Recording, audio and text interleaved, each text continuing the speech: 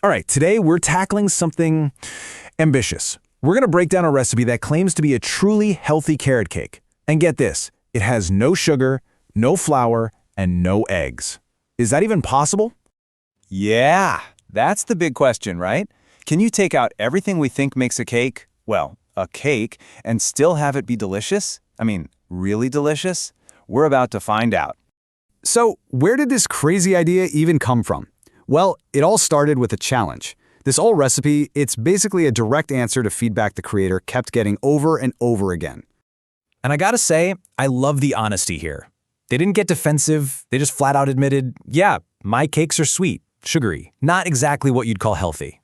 And that one little piece of feedback sparked this whole experiment. So that really boils it down to one single question.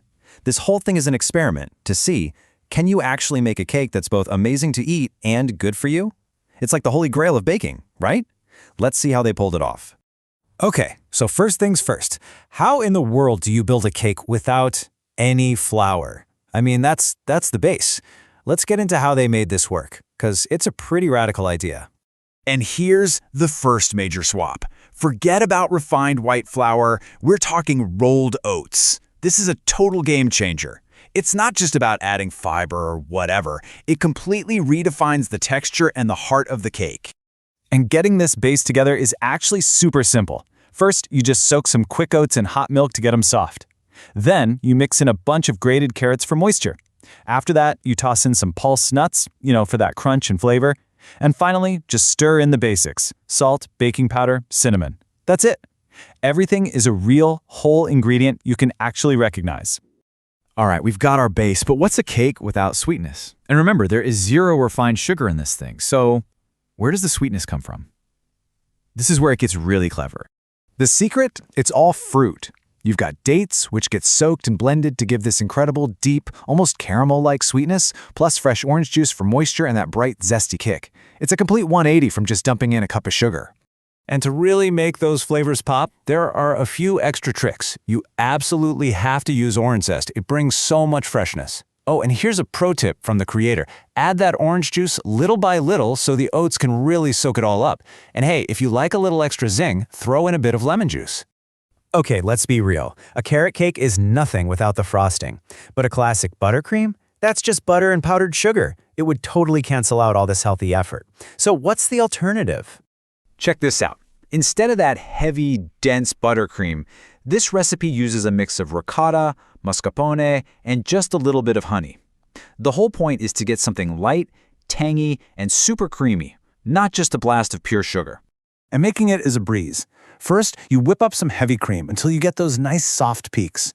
Then, in another bowl, you just beat the ricotta, mascarpone, and honey till it's perfectly smooth. And here's the important part. You gently fold that whipped cream in.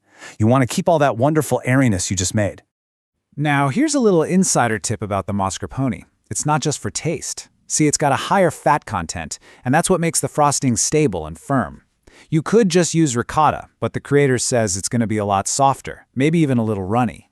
Okay, the moment of truth is getting close.